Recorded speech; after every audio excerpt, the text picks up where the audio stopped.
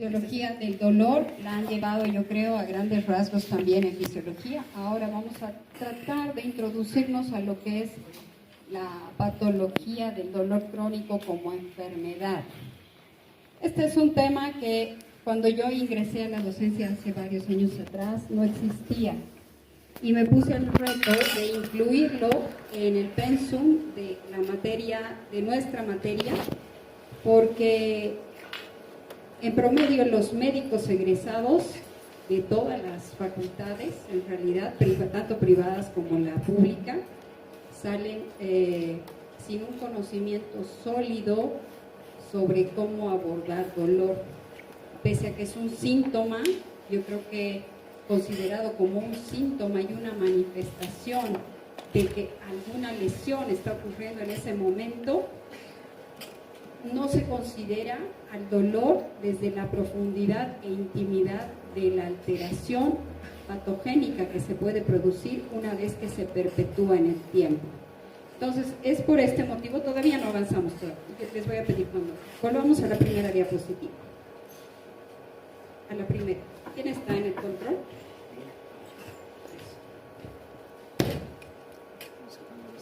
Bueno, no sé si me escuchan la voz. Voy a tener que gritar un poco, esto es un poco incómodo. ¿Listo? Ya. Volvamos a la primera diapositiva.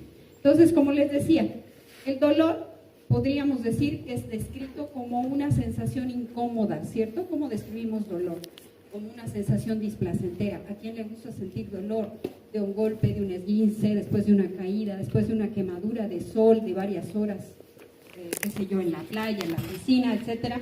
Es una sensación displacentera, no placentera, que va a estar asociada habitualmente, pero hoy vamos a descifrar que no siempre es así, normalmente asociada a una lesión tisular real o potencial. ¿Sí? Es así como describimos al dolor agudo como tal. Y es producido por procesos que van a dañar potencialmente a los tejidos. El dolor agudo forma parte de un mecanismo regulatorio homeostático que tenemos nosotros, ¿sí? Esta manifestación de dolor integrada de manera adaptativa podríamos considerarla como una señal de dolor, como una manifestación de que algo está ocurriendo.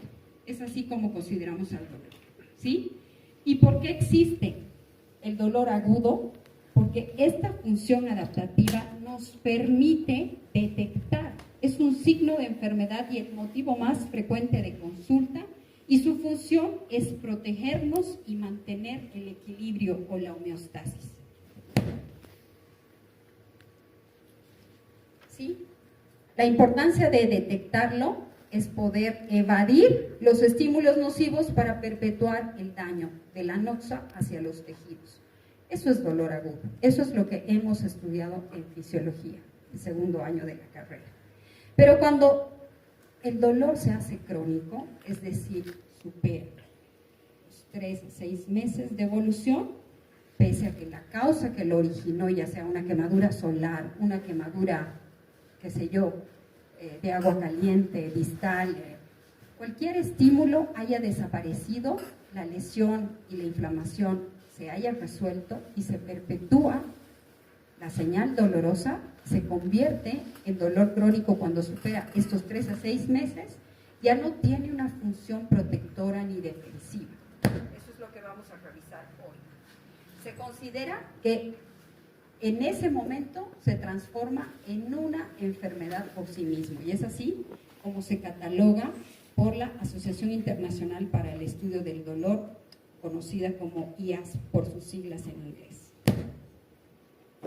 Esto va a ser recontra incómodo. No sé, voy a tratar de gritar, no sé si me escuchan. ¿Sí? No somos tantos, yo creo que sí podemos conversar. Lo que sí quiero es que interactuemos, y si no hay algo que no se comprenda, levanten la mano, me detengan y ataquen con preguntas si desean.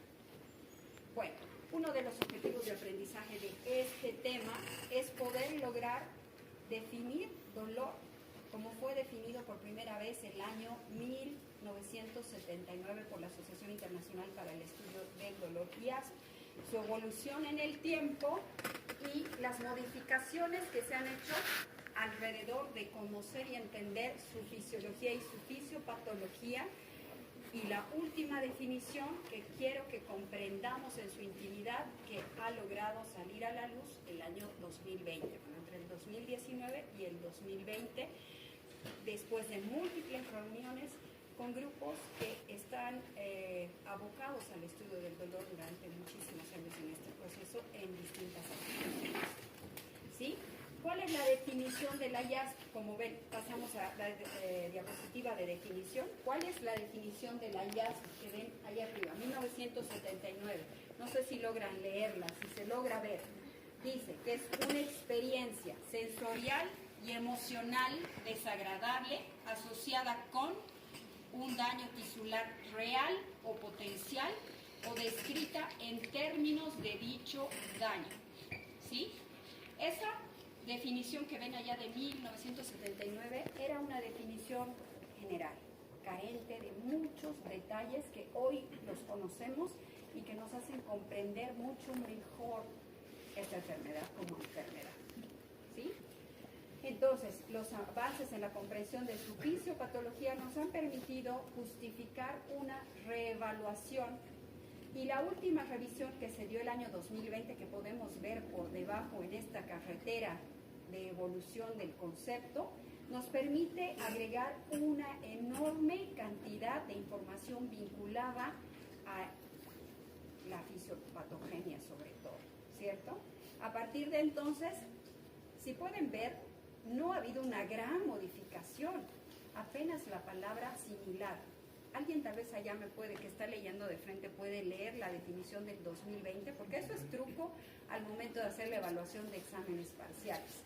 ¿Cuál es la definición actual? ¿Cuál es la definición de 1979? A ver por allá, ayúdenme con esa definición. ¿Qué dice la definición actual? Dice, una experiencia sensorial y emocional desagradable, asociado o similar a la asociada con daño tisular real o potencial. Exacto. Y además, o sea, aquí solamente se agrega similar, si pueden ver. Y vamos a ver por qué. Hay una serie de notas, 6 exactamente, que van allá. ¿Será que me puedes ayudar a leerlas nuevamente y las vamos explicando una por una? No veo. ¿Tú? Está borroso. ¿Se puede ampliar? ¿Se puede...?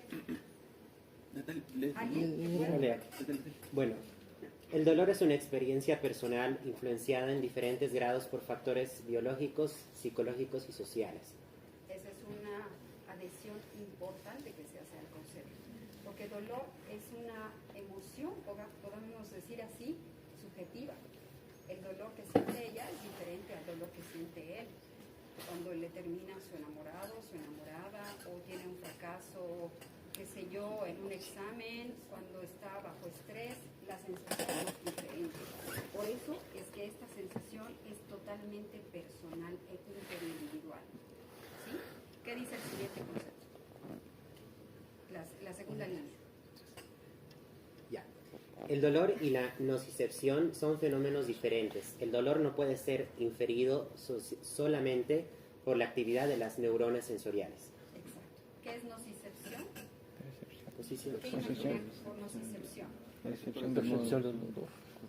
Es la acción, la percepción, sí, correcto, por una vez producida una noxa, un estímulo, una noxa, un pinchazo de alfiler que va a activar nociceptores que son terminaciones nerviosas libres especializadas. Son neuronas que tienen 2 ramas y un soma o un cuerpo que va a estar ubicado en una zona de la médula espinal. ¿Sí? Una vez que perciben esas terminaciones nerviosas, la noxa o el estímulo o el pinchazo, lo que ocurre es una traducción, una transmisión, ¿sí? Un ascenso de la información, una modulación y una percepción en el sistema nervioso central. A todo este viaje, con entrecruzamiento y demás, con los diferentes haces o vías del dolor, se conoce como nocicepción. Pero no toda nocicepción es dolor, porque acabamos de describir o de anunciar que la nueva definición contempla dolor incluso situaciones que están alejadas de una lesión tisular. No tiene que existir necesariamente una lesión tisular para poder percibir el dolor como dolor. Y hay una infinidad de síndromes dolorosos, sobre todo de los dolores crónicos primarios, que también vamos a conocer el día de hoy, en los cuales no existe evidencia de una lesión absoluta pese a haber hecho todos los estudios diagnósticos complementarios para poder detectar. Por ejemplo, fibromialgia. ¿Sí? El paciente fibromiálgico se queja permanentemente de dolor crónico generalizado. Le duelen más de 11 partes en el cuerpo, a la digitopresión de causa no explicable y va a estar asociada a migraña, disfunción temporomandibular con dolor de la articulación temporomandibular, cistitis intersticial, colon irritable, síndrome depresivo, insomnio, cansancio, fatiga crónica, etcétera, etcétera, etcétera. Pero le hacen hemograma, radiografías, ecografías, tomografías, resonancias magnéticas, electromiografías para detectar por qué el dolor de la pierna, del hombro, del brazo, de la mano, de la articulación temporomandibular. Le hacen una serie de pruebas funcionales y no encuentran nada. Entonces, no necesariamente debe existir una justificación real de una lesión evidente para poder considerarlo como dolor. Lo que vamos a ver es que hay muchas vías comunes entre esta percepción del dolor a nivel central cortical, que va a estar relacionado con los síndromes depresivos y de ansiedad, por ejemplo. ¿Sí? Porque van a compartir ganglios comunes y vías de conexión que pueden hacer que el paciente, por distintas circunstancias o asociado a procesos inflamatorios crónicos de las fascias, como la fibromialgia, vayan a percibir este dolor generalizado, pero las pruebas laboratoriales no arrojen resultados patológicos. Entonces, ese es el segundo aspecto que se contempla en esta nueva definición, que es una sensación subjetiva personal individual y que nocicepción no es sinónimo de dolor. Lo mismo que dolor no es sinónimo de nocicepción.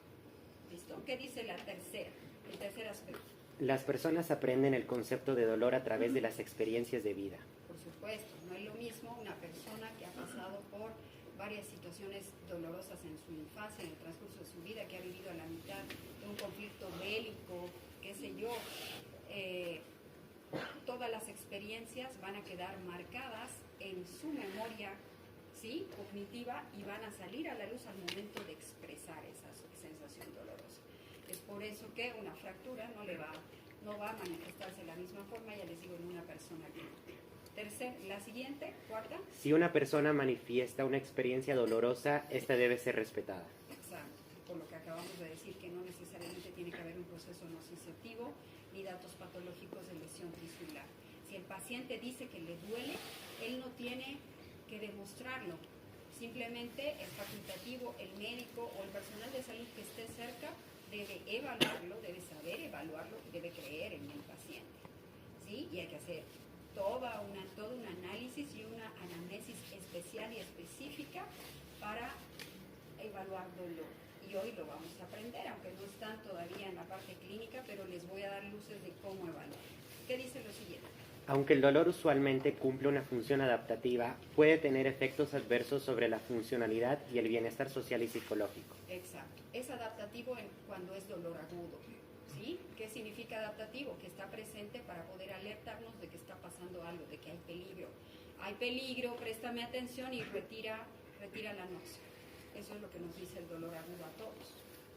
¿Sí? Pero cuando es crónico deja de ser adaptativo y puede ser patológico y alterar la calidad y la funcionalidad de vida. Eso dice también el nuevo concepto. ¿Qué dice el otro concepto?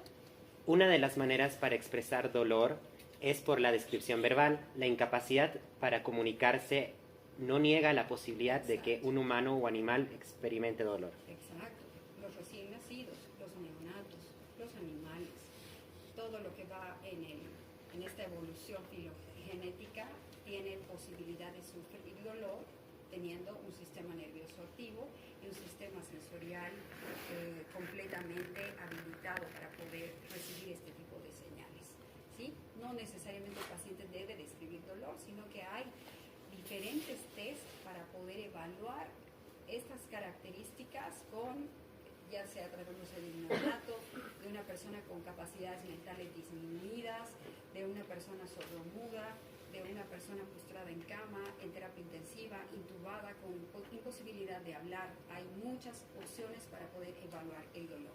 Entonces ya ven, se han abordado 6 aspectos nuevos que hacen que esa palabra similar que le han añadido a la valoración de esta definición al 2020 se potencie, ¿no? Ya no solamente es una sensación desagradable, que además tienen que tomar en cuenta, es una experiencia sensorial, que tiene que ver con la nocicepción, quiere decir, y emocional, que tiene que ver con la percepción cerebral en función de los caracteres individuales a las circunstancias vividas, ¿sí?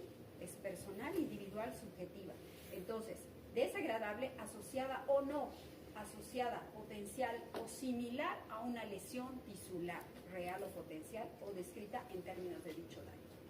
Entonces, esa palabra similar, recuérdenla para el examen, porque normalmente hacemos este tipo de trucos de evaluación para que ustedes presten atención a que este similar no es solo una palabra, sino que viene un concepto de 6 definiciones o aceptaciones a la nueva definición que hacen que nuestro concepto y nuestra idea de lo que era dolor en el pasado, a hoy por hoy, se convierta en un concepto global general. ¿Sí? ¿Por qué ha sido tan importante esta nueva definición? Porque amplía el concepto de dolor, reconoce que el dolor es una experiencia, incluso sin daño tisular real, enfatizando que la experiencia es subjetiva, es personal, es individual y puede estar influenciada por factores tanto psicológicos como sociales. En segunda instancia, elimina la necesidad de una expresión verbal, ¿sí? Resalta, además, importantísimo, el valor de las emociones, que no solo pueden influenciar en las características del dolor de cada paciente, sino que el dolor puede ser desencadenado por un trauma psicológico, emocional, ¿sí? O sea, el paciente que tenía cierta predisposición genética a desarrollar fibromialgia, de pronto le engaña a su marido, descubre, qué sé yo, un trauma, mueren sus padres, mueren sus hijos, un trauma que genera un shock emocional profundo que lleva a un estado de depresión severo, que puede hacer que esta percepción se altere y esta conducción, estas vías de conducción y de modulación de dolor queden completamente alteradas, ¿sí? ¿Y por qué? Porque dolor, estrés y depresión tienen exactamente vías y mediadores de neurotransmisión comunes, ¿sí? Por eso. Y las características del individuo y su estado de ánimo pueden influir en la percepción del dolor. Entonces, esta nueva definición es mucho más amplia y va a reconocer lo que es la complejidad de la experiencia del dolor. Vamos a la siguiente diapositiva que nos habla de los componentes del dolor. ¿Sí? Para poder comprender un poquito más esta intimidad global del dolor, el dolor tiene 3 componentes temporoespaciales, sobre todo cuando se presenta de día, de noche, de mañana, localización, características, cualidades, etc. Luego tenemos el componente cognitivo-evaluativo, que analiza e interpreta el dolor en función a lo que ese paciente está sintiendo y lo que puede ocurrir a partir de ese dolor. Y tenemos el componente afectivo-emocional, por el que la sensación dolorosa se acompaña de ansiedad, de depresión, de temor, de angustia. Y el paciente va respondiendo en función a sus experiencias previas, ya sea en relación a experiencias previas y su ambiente social y cultural. Vamos a la siguiente diapositiva, que nos habla justamente, disculpen que esa diapositiva está en inglés, y nos habla nuevamente de que la experiencia dolorosa va a incluir un aspecto sensorial que tiene que ver con la nocicepción y la percepción de las características en cuanto a intensidad, calidad, localización, afectiva, que tiene que ver con la emoción que genera ese dolor, ansiedad, miedo una sensación displacentera, el aspecto cognitivo que tiene que ver con la interpretación que va a hacer el cerebro de esa sensación dolorosa, el comportamiento que se va a emitir a partir de esa sensación dolorosa, que son las estrategias de afrontamiento que el individuo per se va a desarrollar para poder sobrellevar su dolor, y las psicológicas que tienen que ver con una respuesta a este estrés nociceptivo. Bueno, y esto produce lo que conocemos como modelo biopsicosocial, que podemos ver en esta siguiente diapositiva, por favor. El modelo psicosocial, en la que ven que todos los factores pueden influenciar a la calidad, a la intensidad y a las características del dolor.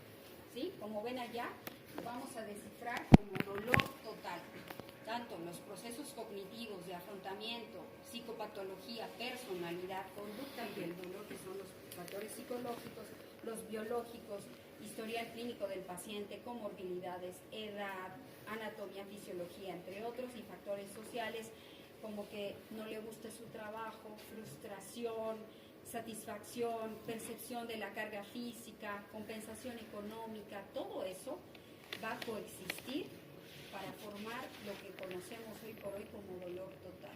No se trata de un dolor localizado en un segmento, en una región, en un dermatoma del cuerpo y una intensidad y cualidad, sino la manera en que este dolor va a afectar la vida y la funcionalidad de un individuo. ¿Sí? Hay algunos que pueden sobrellevarlo cuando supera los 3 a 6 meses, y otros que simplemente ven derrumbada y discapacitada su vida. ¿Por qué? Tal vez ustedes todavía no han tenido contacto con pacientes en la clínica, haciendo historias clínicas y viendo este tipo de pacientes, pero les digo, a ver, un caso frecuente que van a ver en el día a día, la neuropatía diabética periférica dolorosa. Pacientes diabéticos abundan en nuestra sociedad, ¿cierto? Pacientes diabéticos en una fase evolutiva avanzada que van a desarrollar vasculopatía, neuropatía diabética. Pues esta neuropatía puede desencadenar un dolor crónico periférico de muy difícil control, casi imposible, ¿sí? O desmielinización periférica.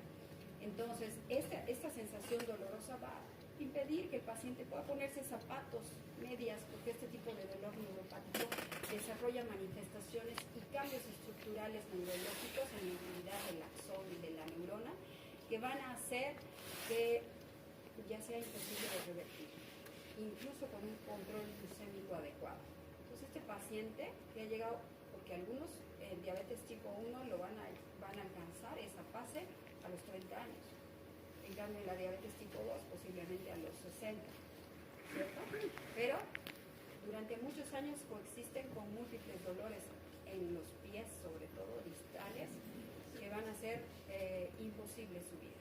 Y va a hacer que sea imposible ser funcional en el trabajo, que sea deportista, que pueda caminar, que independientemente de que tú le pides que haga rehabilitación física, no lo va a lograr, porque los dolores son incómodos, intensos y permanentes. ¿Sí? Entonces, todo esto va a transformar en un dolor total que tienes que investigar qué repercusiones va a tener en su vida cotidiana, no solamente como manifestación, y cómo lograr ayudarlo a reinsertarse y a reincorporar su vida pese a esta enfermedad. Vamos a la siguiente diapositiva, que nos habla de que además de todo esto hay factores epigenéticos en la percepción del dolor. ¿Saben qué es epigenética?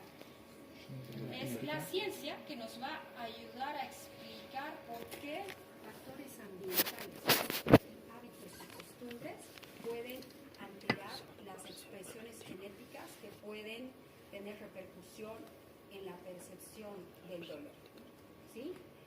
Pacientes que tienen hábitos y costumbres saludables, en dieta, en ejercicio, en sueño, etcétera, etcétera, pueden frenar y pueden ser mucho más tolerantes con un umbral del dolor mucho más alto, versus aquellas personas que tienen malos hábitos de vida, fuman, bebidas alcohólicas, pocas horas de sueño, etcétera, etcétera.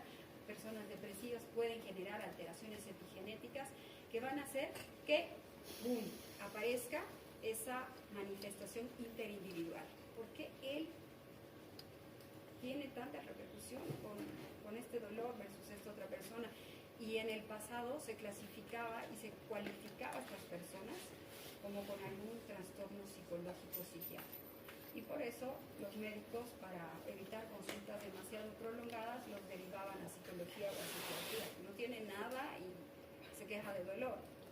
Entonces era una pérdida de tiempo para los sistemas de salud y los derivaban por psiquiatría. Pero hoy por hoy vemos que los estilos de vida y los factores ambientales también tienen un rol importante en esta manifestación intermedia. Ahora sí, nos vamos un poco a hacer un breve, vamos a tratar que sea breve, un pequeño recordatorio de lo que es la neurobiología del dolor y cuáles son las 4 fases de la nocicepción una vez que ingresa la noci. Pasamos a la siguiente. La sensación del dolor se produce en respuesta a 4 procesos fisiológicos básicos que seguro que ustedes recuerdan. Después de que se ha producido una lesión o una injuria, que va a iniciar inmediatamente el proceso de traducción a partir de las terminales nerviosas que son los nociceptores que están ubicados, son receptores de dolor que están ubicados en diferentes zonas. ¿Sí? Hay receptores de temperatura, receptores químicos, receptores de presión, diferentes tipos de receptores que van a captar el estímulo y lo van a traducir, lo van a convertir de ser una sensación térmica, química, etcétera, en una señal eléctrica que va a poder viajar y traducida va a poder enviar una transmisión hacia los diferentes haces responsables de transmitir la señal dolorosa y entrecruzarlos a través de la médula espinal hasta la ventral médula espinal. ¿Listo? Entonces empieza con la traducción, donde ocurre la interpretación o la traducción de esta señal dolorosa cuando se supera el umbral doloroso, por supuesto. ¿Sí? Ya hemos dicho que ese umbral también puede ser más alto o más bajo dependiendo de la etiología del dolor y de la fisiopatogenia. No es lo mismo un dolor nociceptivo que un dolor neuropático, que hoy día vamos a ver que existe una alteración en esta curva de alteración del umbral doloroso. Bueno, una vez que se ha transformado en un estímulo eléctrico, como vemos allá, se va a transmitir por diferentes fibras, sobre todo reconocidas las más importantes, las fibras A-delta-mielínicas y las fibras C, cuyo cuerpo neuronal se encuentra alojado en el ganglio de la raíz dorsal de la médula espinal, que es ese botón que pueden ver ustedes allá, y va a ser estación después en el asta posterior de la médula espinal, donde se va a entrecruzar hacia el lado contralateral para formar el haz espinotalámico y va a ascender desde allá hacia el tálamo y allá va a conectar con la tercera neurona hacia la corteza somatosensorial, activando allá otro tipo de haces como son el haz espinotectal, espinoreticular, entre otros, para generar lo que conocemos como la la tercera fase, que es la modulación descendente y la activación de los diferentes centros nerviosos que van a favorecer la producción de neurotransmisores y la liberación de péptidos endógenos opioides conocidos como endorfinas, ya sean serotonina, noradrenalina y dopamina, que van a actuar en el asta posterior de la médula espinal para frenar el ascenso del estímulo doloroso. Cuando el estímulo llega al cerebro, se interpreta y se percibe y se genera una conducta que va a ser la respuesta individual al dolor. Esto es lo que ocurre habitualmente en este proceso fisiológico que vemos en cualquier estímulo de los que acabamos de mencionar. Y para que esto se convierta, para que este proceso ocurra, necesitamos el trabajo de los nociceptores que acabamos de mencionar. Son un grupo muy especial de neuronas o de receptores situados, donde hemos dicho, en el axón de una neurona especializada en dolor.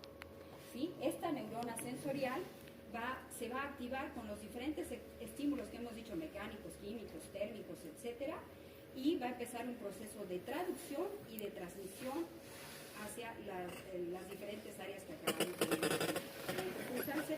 Lo importante acá, como podemos ver en esta figura, es que tiene dos brazos. Son unos son receptores polinodales que van a tener dos rutas de comunicación, desde la terminal nerviosa de la piel, de la zona periférica, hacia la médula espinal. Y además va a permitir la liberación de una serie de neurotransmisores, como podemos ver allá, que van a tener relación con receptores y neurotransmisores ionotrópicos, cannabinoides, vaniloides, opioides, interleuquinas, prostaglandinas, factores de crecimiento, entre otros. Son una serie, es una sopa inflamatoria muy compleja con liberación de neurotransmisores y factores proinflamatorios que van a generar este proceso de transmisión. Además van a desencadenar un proceso inflamatorio que puede hacer que se perpetúe la sensación dolorosa. Entonces, la siguiente diapositiva son los nociceptores. Tienen 4 propiedades básicas que los hacen especiales, que los hacen receptores y neuronas especializadas, que tienen normalmente en estado fisiológico normal un alto umbral de estimulación, ¿sí?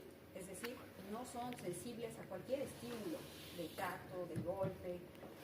Necesitan un umbral altísimo para poder desencadenar y traducir este estímulo. 2. Capacidad para codificar la intensidad de los estímulos. Carecer de actividad espontánea en ausencia de estimulación nociva previa. Esa es otra característica fundamental de los nociceptores. Y la naturaleza no adaptativa a los estímulos nociceptivos, ¿sí? Esto los hace muy particulares y tenemos diferentes tipos que no vienen en este momento al caso, pero podemos hablar desde los más simples hasta los polimodales que van a llevar información múltiple y que pueden complejizar este proceso nociceptivo a la máxima expresión. Todas las terminaciones nerviosas que acabamos de mencionar o nociceptores no solo tienen una función de recepción, sino que también son capaces de liberar neurotransmisores, dijimos. Entre los fundamentales que quiero que recuerden para manera de evaluación relacionados con dolor son la sustancia P, el glutamato y el péptido relacionado con el gel de la calcitonina, ¿sí? Todas estas sustancias neurotransmisores se van a liberar en la cercanía de los vasos sanguíneos de pequeño calibre y van a inducir una vasodilatación y extravasación plasmática que va a generar edema y un proceso inflamatorio. ¿Cómo se va a enviar esta señal? Pasamos por favor, la siguiente. Una más. Eso. A través de fibras, diferentes fibras hemos dicho, las fibras C, que son amielínicas, delgadas, lentas. Y las fibras A delta, que son mielinizadas, de conducción rápida. ¿Sí? Van a activar, esta señal dolorosa va a activar la neurona de segundo orden por estos receptores correspondientes, cruza la médula espinal al lado contralateral y viaja por el haz espinotalámico hasta alcanzar, dijimos, el tálamo, donde se encuentra ¿cuál? La neurona de tercer orden, ¿sí? Y esta neurona de tercer orden va a viajar hacia la corteza somatosensorial, que es la que finalmente va a percibir el dolor. Allá vemos fibras A delta, fibras AB, fibras C, van a alcanzar hasta el ganglio de la raíz dorsal y hasta el asta dorsal de la médula espinal. Allá podemos ver las diferentes láminas de Rexer. Allá se va a intercruzar la información, ¿sí? Hacia espinotalámico, hacia el lado contralateral, hacia el tálamo, etc. Pasamos a la siguiente. Entonces, allá podemos ver las características de las diferentes fibras tipo A, B y C en cuanto a diámetro y velocidad de conducción y cuáles son responsables del dolor agudo y del dolor crónico. Como podemos ver, las A delta responsables de la mayor velocidad de conducción por el diámetro, la capa de mielina que las convierte en fibras con conducción saltatoria por los nódulos de Ramier, va a hacer que esta velocidad haga que el dolor, de primera instancia, el dolor agudo se perciba con velocidad, pero también se difunda de la misma forma. Y luego se responsabilizan del segundo tipo de dolor que se puede prolongar en el tiempo, además responsables del dolor crónico, las fibras del tipo C. Siguiente, por favor. Existe una posibilidad de activar de manera indirecta a estos nociceptores que no sea por la vía habitual que acabamos de mencionar, ¿sí? Mediada por sustancias químicas. Dijimos que hay una estimulación para la liberación de sustancias de citoquinas proinflamatorias a través de la sensibilización de la respuesta producida por otros estímulos o un proceso inflamatorio que puede perpetuar esta estimulación. ¿Sí? Entonces, no necesariamente ya hay una noxa inmediatamente, sino el proceso inflamatorio per se que puede hacer que esta sensación dolorosa perpetúe el gatillo o el timbre. ¿Sí? Otra manera de activar de manera indirecta a los nociceptores es estimulando el sistema nervioso autonómico simpático, que habitualmente no se activa en este tipo de procesos. ¿Sí? Pero cuando hay un proceso inflamatorio prolongado, puede llegar a activarse también efectuando la estimulación. Y en condiciones normales, esta actividad simpática no va a activar nociceptores, sin embargo, estos pueden ser sensibilizados directamente por catecolaminas secundarias a la inflamación. Siguiente, podemos ver allá la zona inflamatoria, el estímulo, los neurotransmisores y los receptores que van a estar asociados a la perpetuación de este proceso inflamatorio. Vamos a hacer dos comentarios a lo que es traducción en la siguiente diapositiva, que dijimos que es la conversión del estímulo nociceptivo en señal dolorosa o diferentes estímulos. Luego viene en la siguiente diapositiva el proceso de transmisión que acabamos de mencionar con las neuronas después de la de primer orden, segundo y tercer orden a nivel del tálamo. ¿Sí? Y luego pasa a la corteza somatosensorial. En la siguiente, en esta diapositiva que dijimos, mencionamos las láminas de Rexet. Las fibras nociceptivas, tanto A delta como C, van a hacer sinapsis con las neuronas a nivel de las láminas, sobre todo 1 y 2 y 5 del asta dorsal de la médula espinal. Estas células dan origen a fibras largas que cruzan inmediato hacia el lado contralateral por la comisura anterior de la médula espinal y van por la vía ascendente a formar dos fascículos importantes que quiero que recuerden, que son el neoespinotalámico y el paleoespinotalámico. El neoespinotalámico responsable del dolor rápido, que va a ser producido por las fibras A delta, y el paleoespinotalámico para el dolor lento, ¿sí? Que va a estar asociado al dolor crónico de segunda fase. Siguiente. Ahí vemos que no son los únicos haces que van a estar relacionados como dolor. Podemos ver que existen diferentes, tanto ascendentes como descendentes. Dentro de los ascendentes podemos mencionar el espinotalámico, que va a tener dirección ascendente por el sistema neoespinotalámico, y su función es de localizar el dolor, la duración y la intensidad del mismo. Luego tenemos el haz espinomesencefálico, que también es ascendente, que viene de la vía paleoespinotalámica y tiene acción en la modalidad, en la modulación de la actividad nociceptiva. Tenemos el haz espino hipotalámico, que también es ascendente paleoespinotalámico y es el responsable de la liberación de las sustancias neuroendocrinas responsables del dolor. Tenemos el haz espino reticular, que también es ascendente paleoespinotalámico y responsable de los reflejos reguladores del dolor. Tenemos las columnas dorsales, los lemniscos laterales columnas dorsales, que son ascendentes y van a ser responsables del dolor de tipo visceral. Y finalmente, haz descendente, que va a ser el modulador, que va a ser el responsable de inhibir y facilitar el estímulo nociceptivo en una intensidad mucho más baja.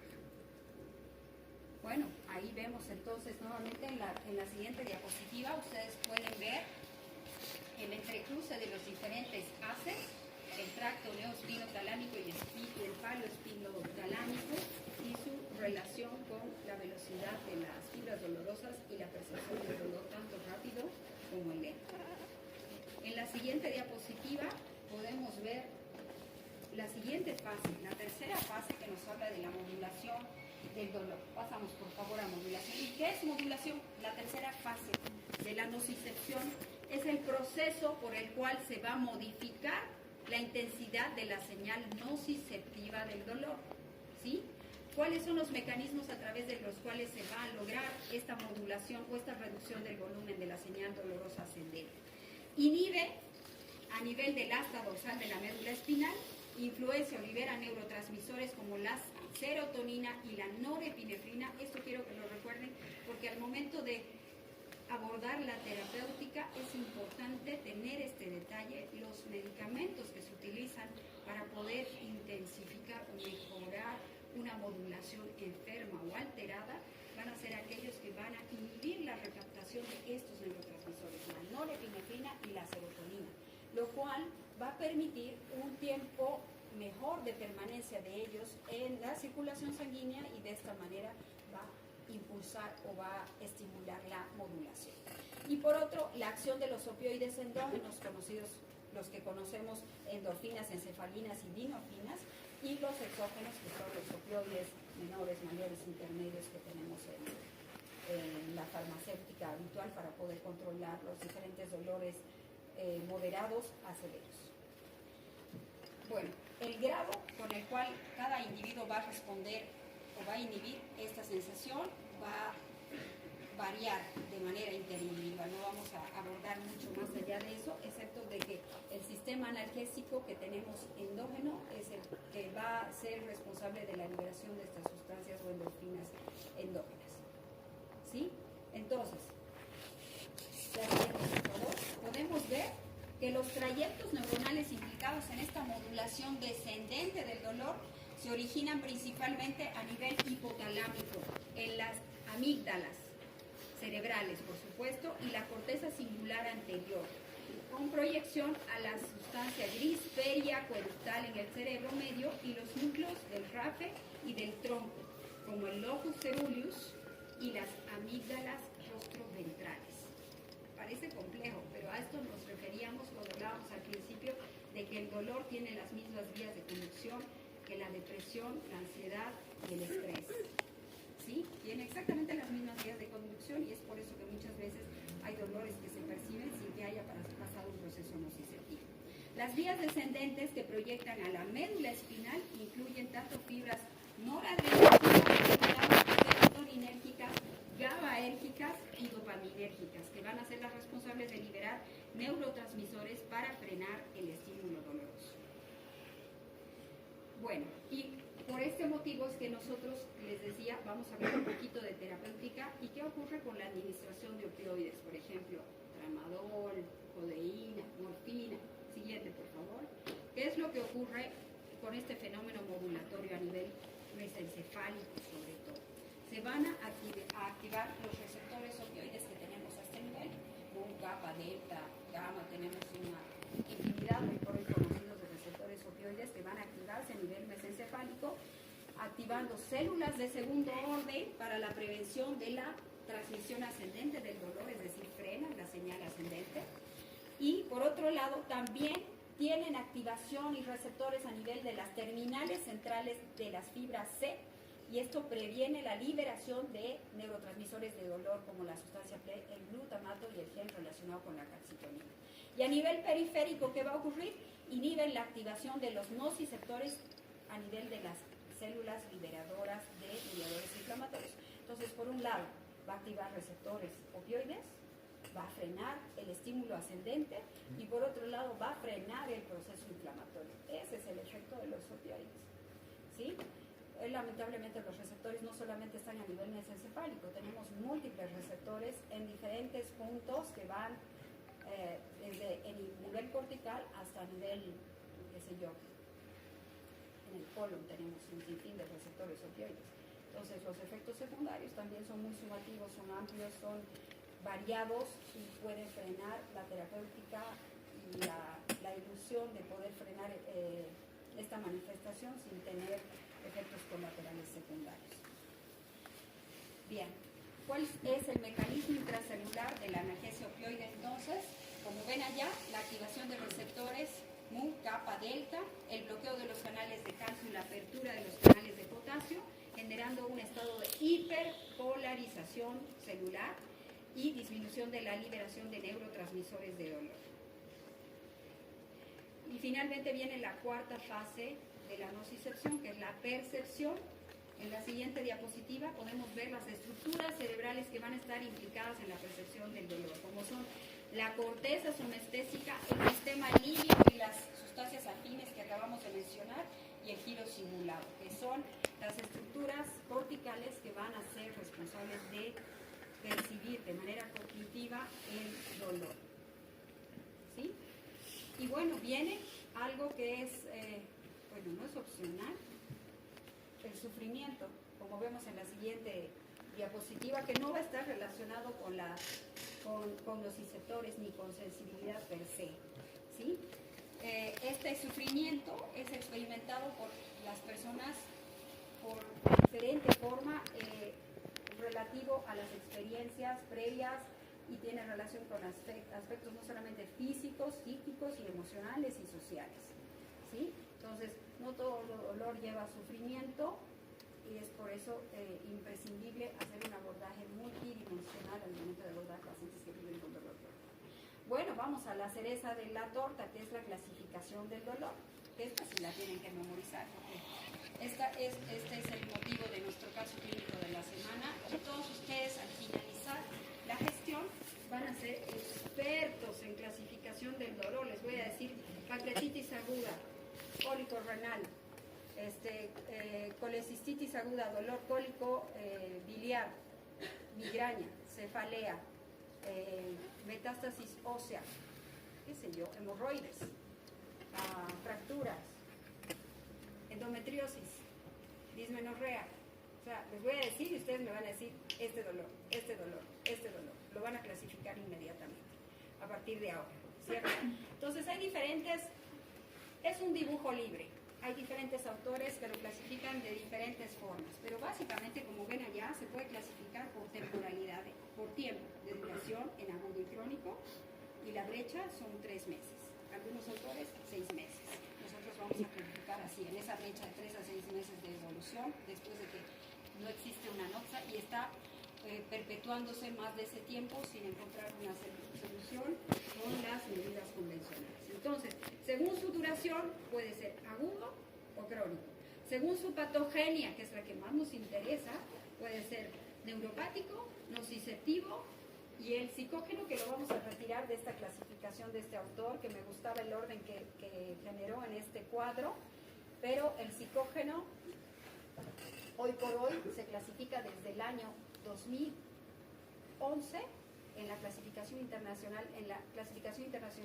de enfermedades I-11 como un dolor crónico primario, ya no es un dolor psicógeno. Tiene que ver, tiene mucho mayor relación con factores emotivos y psicológicos, pero no es un dolor psicógeno, ¿sí?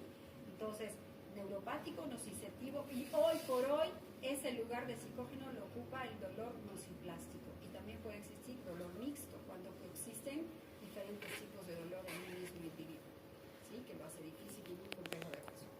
Entonces, según su patogenia, neuropático, nociceptivo, y a su vez los vamos a clasificar. El neuropático puede ser central o periférico, el nociceptivo puede ser somático visceral, el somático puede ser profundo, puede ser superficial, ¿sí? El nociplástico pues es una enfermedad de la nocicepción como tal, y el mixto es todo, es una torta compleja.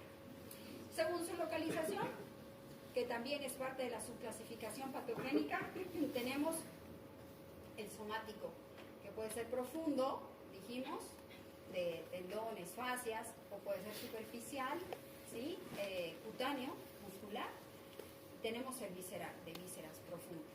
Según su farmacología, respuesta correcta, intermedia o mala a los opioides, según la intensidad leve, moderado o severo, que vamos a aprender a calificar según diferentes escalas multidimensionales y unidimensionales.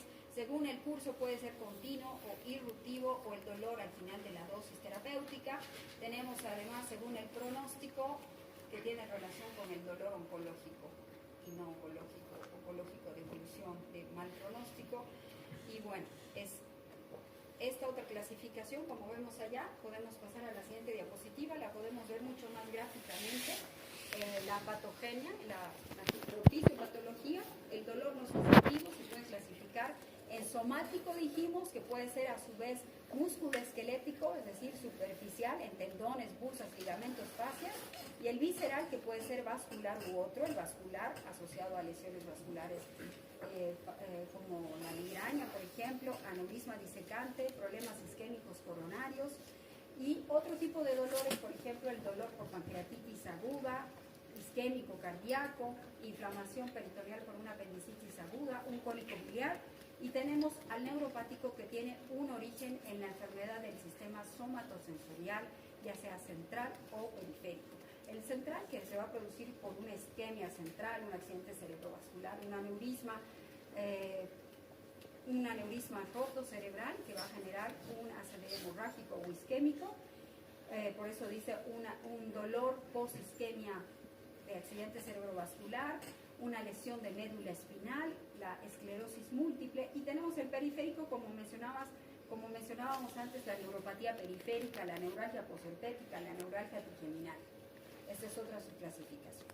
En la siguiente diapositiva podemos ver que dolor nociceptivo es un sinónimo del dolor inflamatorio porque va a estar relacionado con todas las fases de la nocicepción, las 4 fases que acabamos de mencionar.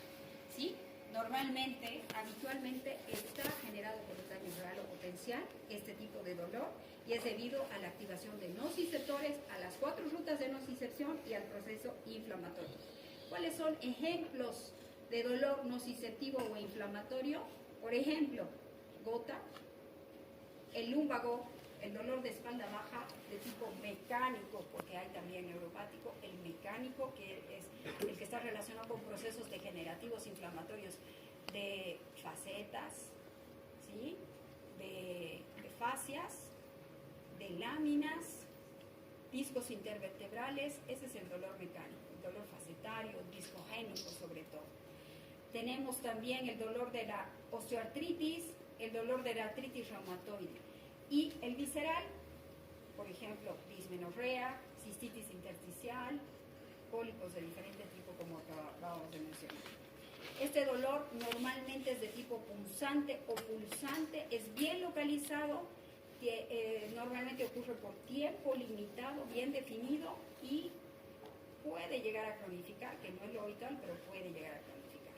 El siguiente, por definición de la IAS de la 2011, tenemos el dolor neuropático. ¿Qué diferencia hace del otro tipo de dolor? Este es un dolor causado, hemos dicho, por una enfermedad del sistema somatosensorial, del sistema nervioso, central o periférico. ¿Sí? Periférico, neuropatía diabética, periférica, dolorosa, neuralgia posherpética, dolor neuropático asociado a VIH, el dolor de espalda bajo por radiculopatía o ciática, que muchos conocen por lesión de nervio ciático, por compresión y lesión de una radicular, de una raíz terminal, de un plexo lumbosacro. Ese es un dolor neuropático. Ejemplos de central, tenemos una lesión de médula espinal, un trauma raquimedular, tenemos un accidente cerebrovascular. ¿Y qué calidad o cualidad tiene este tipo de dolor? Normalmente es un dolor de características muy particulares, es un dolor eléctrico, lancinante, lacerante, hormigueo, alfileres. El paciente lo describe gráficamente. Es un dolor. Imagínense ustedes con un diente o una muela con una caries sin tratamiento de conductos, que tiene hipersensibilidad al frío y al calor y a la masticación, en la presión mecánica, por supuesto. ¿Cuál es la sensación que les genera después de tratar de morder un pedazo de pollo con este tipo de, o beber un poco de agua fría? La sensación eléctrica que les corre por toda la cara. Ese es el dolor neuropático. Y esa es la sensación que en mayor o menor volumen sienten estos pacientes con neuropatía diabética periférica dolorosa, neuralgia posherpética, dolor central por accidente cerebrovascular o trauma raquimedular. Es una sensación constante de ráfagas eléctricas que le corren por todo el cuerpo como si le caminaran hormigas o si le estuvieran alfilereando todo el cuerpo con pinchazos. Esa es la sensación neuropática constante de estos pacientes. ¿Sí? Y otra característica fundamental que no es exclusiva de dolor neuropático, pero que normalmente lo acompaña, es la alodinia y la hiperalgesia. Y enseguida vamos a revisar toda esta terminología porque también la evaluamos al momento del examen. ¿Sí? Entonces, este tipo de dolor neuropático, otra particularidad que no es protector, es una sensación aberrante, es una enfermedad. No tiene fines de protección, siempre es patológico y normalmente es desproporcionado al estímulo que lo genera. Es decir, el paciente con neuralgia posherpética no puede, si está en raíces dorsales, no puede ponerse ropa interior, no puede ponerse una camisa sin sentir estas ráfagas de dolor. no puede sentir el calor de la cocina al momento de cocinar sin que se desencadene la sensación neuropática, o el aire acondicionado o el ventilador. ¿Sí? Son sensaciones que en un paciente normal no deberían desencadenar ninguna estimulación y percepción alterada o errante, pero en estos pacientes sí. Por eso el dolor neuropático siempre es patológico, siempre. ¿De acuerdo? Bien. Bueno, y relativo dolor neuropático, vamos a revisar esta terminología que también quiero que la tengan muy clara. Alodinia.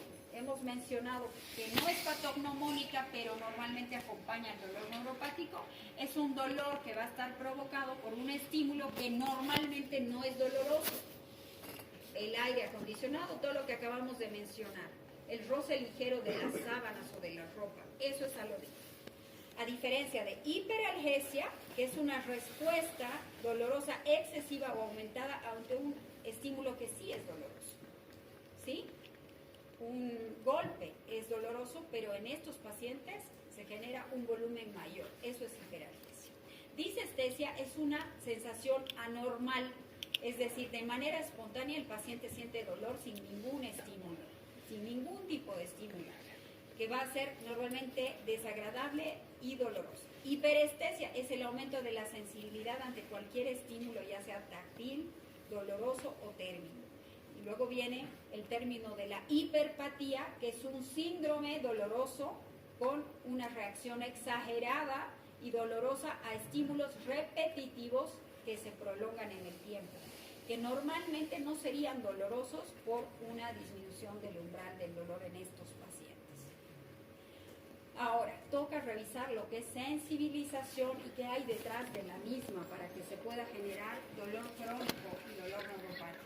¿Qué es sensibilización para empezar? Es el aumento de la capacidad de la respuesta de las neuronas nociceptivas a estímulos por debajo del umbral. ¿Sí? Eso es sensibilización. ¿A qué se llama sensibilización periférica? Es la reducción del umbral y una mayor respuesta de los nociceptores en la zona afectada por la inflamación o lesión tisular. Y es central cuando existe una amplificación en la respuesta en el sistema nervioso central, provocando dolor ante estímulos no dolorosos como alodinia. Y ahora lo vamos a ver gráficamente en este dibujo. Como ven, en ese gráfico de dolor neuropático, se ve cómo cambia la respuesta al dolor después de la lesión del sistema somatosensorial que genera dolor neuropático. ¿Sí? La característica de dolor neuropático se va a manifestar por esta pequeña alteración. Como vemos en el eje de las X podemos ver la intensidad del dolor o la intensidad del estímulo, si quieren así decir. Y en el eje contralateral vemos la intensidad del dolor que es percibido por el paciente. La curva azul que ven allá es la respuesta esperada frente a este estímulo en intensidad y en respuesta. En condiciones fisiológicas, los estímulos de baja intensidad no generan dolor. Solo cuando el estímulo va a superar el umbral nociceptivo aparece una percepción dolorosa y la intensidad del dolor aumenta progresivamente conforme aumenta el estímulo. La curva que ven allá de rojo, que está hacia la izquierda, virada hacia la izquierda, ocurre cuando ha ocurrido una lesión en el sistema somatosensorial, ¿sí? Una lesión central o periférica. La curva se desplaza hacia la izquierda, lo que indica que el sistema nervioso se vuelve muy hipersensible o disminuye el umbral de percepción. Esto produce los fenómenos que reconocemos y que hemos estudiado en la diapositiva anterior, como son alodinia, hiperalgesia, hiperpatía. ¿Y cuál es el mecanismo fisiopatológico principal de esta sensibilización periférica? Bueno, el aumento de la excitabilidad de los nociceptores. ¿Y cuál es el mecanismo fisiopatológico por el cual se produce la sensibilización central? Por una hiperestimulación del asta dorsal de la médula espinal, lo que genera una inhibición moduladora descendente y una reorganización sináptica. Entonces, podemos concluir que esta curva nos está diciendo que una lesión somatosensorial periférica o central lo que va a generar es una reducción del umbral doloroso y una amplificación de la respuesta nociceptiva generando alodinia e hiperalgesia, que son hallazgos normalmente característicos del dolor patológico conocido como neuropático. Y bueno, había una clasificación, un tipo de dolor que escapaba a las características de lo que acabamos de mencionar, que no involucraba la activación de nociceptores en una vía nociceptiva y no involucraba una enfermedad del sistema somatosensorial.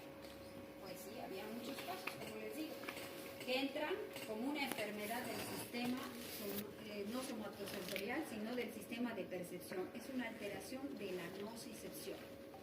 Y a ese dolor se lo conoce como nociplástico. Es un dolor que surge por una alteración de la nocicepción a pesar de no existir una evidencia clara de un daño tisular real o potencial ni amenazante que active nociceptores periféricos, ni una evidencia de lesión o enfermedad en el sistema somatosensorial central ni periférico. ¿Cuáles son los conceptos claves para poder comprender lo que es dolor nociplástico? Básicamente existe una alteración o una amplificación de la señal dolorosa en el sistema nervioso central y una reducción de los mecanismos inhibitorios. ¿Qué características tiene este dolor nociceptivo? Es un dolor normalmente difuso y multifocal. El paciente se caracteriza porque el dolor, doctor, me duele todo, ¿sí? Desde la cabeza hasta los pies, literal. Me duelen los dedos, las articulaciones pequeñas, las articulaciones grandes, me duele el hombro, me duele la cadera, me duele la rodilla derecha, izquierda, el pie. Hay pacientes así. Entonces, estos pacientes, después de hacerles unas escalas específicas de valoración, se los clasifica en este subgrupo de dolor nociplástico, porque además va asociado con un síndrome complejo que se acompaña de fatiga crónica. Son pacientes que tienen algo que se conoce como fibroniebla. Despiertan más cansados que cuando se fueron a dormir a las 11 de la noche, porque además tienen insomnio. Intentan dormir 10, 11, 12 de la noche y no concilian el sueño. Logran conciliar el sueño por media hora, una hora y vuelven a despertar y vuelven a rumiar en el dolor. Entonces, tienen insomnio y por ende al día siguiente despiertan fatigados, fatiga crónica y fibroniebla. No pueden concentrarse, no pueden recordar, no pueden memorizar muchas cosas, ¿no? Entonces eso se conoce como fibroniebla. Trastornos del sueño, síntomas cognitivos, hipersensibilidad sensorial.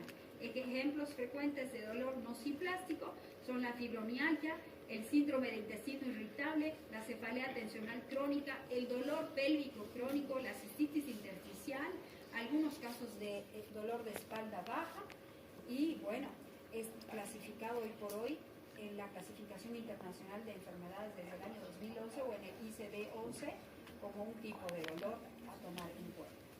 Bien, la siguiente. Aquí no vamos a redundar demasiado porque hacemos una revista nuevamente con los diferentes tipos de dolor como agudo y crónico y sus características en cuanto a intensidad, evolución y respuesta al tratamiento. Tenemos luego, que hemos dicho que la fecha son 3 de 6 meses, pasamos al siguiente. Tenemos ahora la clasificación de dolor visceral versus el neurohepático, que también creo que está claro.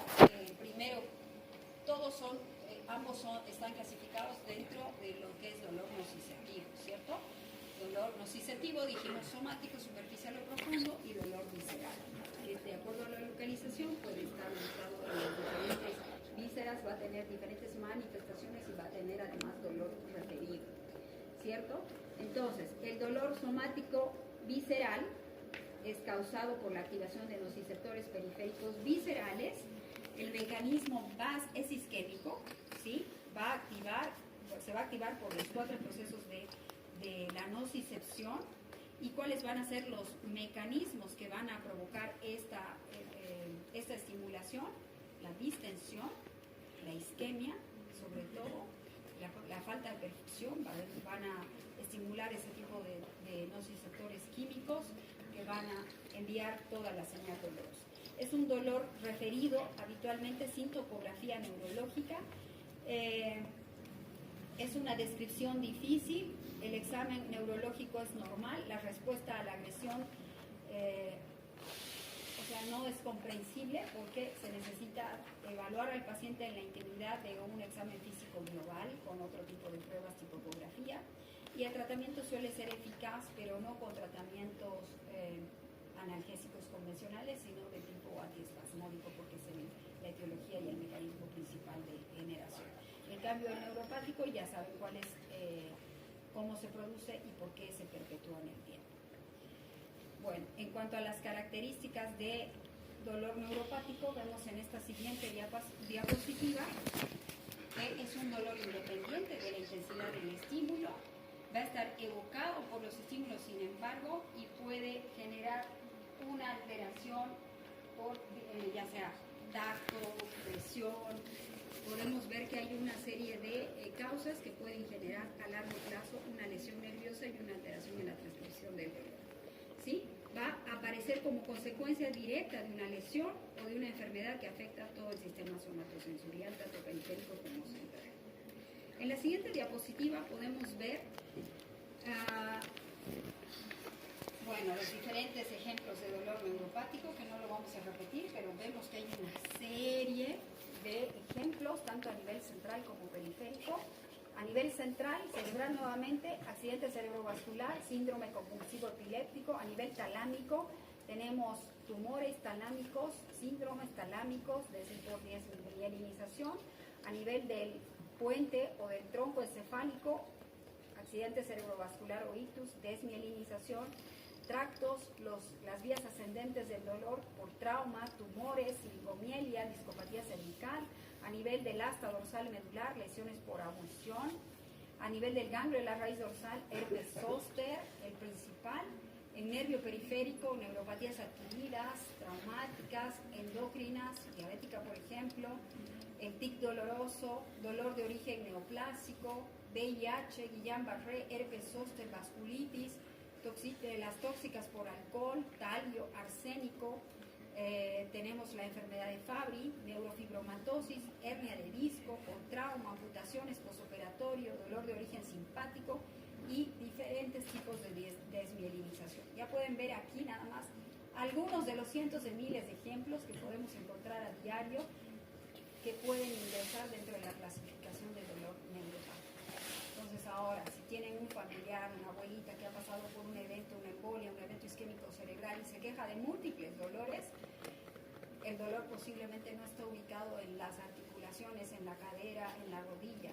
Posiblemente sí, pero está amplificado porque existe una alteración en el sistema de percepción dolorosa a nivel central. ¿Sí? ¿Y qué lo convierte? En un dolor neuropático. Lo mismo que el dolor de tic doloroso que aparece allá, como la neuralgia del trigémino, como las migrañas crónicas, algunas, no todas, porque algunas se clasifican dentro de la clasificación de dolor nociceptivo, entonces vamos a poder detectarlo de esta manera. Pero ya al momento ustedes pueden darse cuenta de que el dolor de la pancreatitis aguda, ¿qué tipo de dolor es? Visceral. El dolor de un cólico biliar, una colicitis aguda, biliar por cálculos, litiasis, visceral. Y ese es un dolor nociceptivo. Si estamos hablando de una neuropatía diabética periférica, es un dolor neuropático. Pues así, ¿cierto? Y si estamos hablando de un dolor generalizado primario, toxoplástico. Y que además, pero no se puede decir así de memoria, tiene que ir asociado a un síndrome, ¿no? Insomnio, trastornos del sueño, fatiga crónica, fibroniebla, cistitis intersticial, alteraciones de la articulación temporomandibular, depresión y dolores múltiples generalizados sin una evidencia laboratorial ni en apoyo diagnóstico que nos detecte que hay una lesión tisular por un lado y una enfermedad del sistema somatosensorial. Entonces ahí sí califica para dolor nociplástico. Lo catalogamos, lo respetamos, aceptamos y evaluamos su dolor y tiene una estrategia terapéutica multimodal compleja, no es tratable, no tiene cura, pero sí se puede manejar. ¿Sí? Ese es un mensaje importante con respecto a esta clasificación.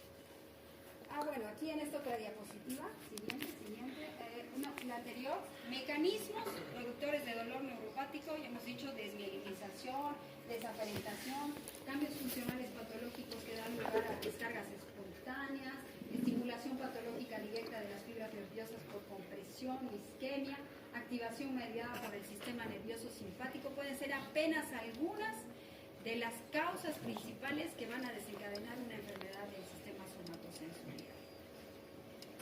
Bueno, esta alteración en las propiedades funcionales de las fibras aferentes, A, beta, C, van a hacer que los estímulos táctiles suaves vayan a generar hiperpatía. Y cómo el paciente manifiesta estas sensaciones. Aquí vamos a ver un gráfico, siguiente. Una más. El paciente lo describe como lancinante, profundo, agudo, continuo, urente, fulgurante, hormigueo, irradiado, cortante, pulsante, como adormecimiento o entumecimiento, sordo, en crisis, perforante, como calambre, penetrante, como retortijones, inespecífico. ¿Y cuáles van a ser los trastornos asociados al dolor neuropático? Trastornos del sueño, falta de energía, somnolencia, dificultad para concentrarse, depresión, ansiedad, falta de apetito. Siguiente. Bueno, según la localización, somático visceral, ya sabemos perfectamente cuál es el somático y cuál es el visceral. Y cuáles son las causas.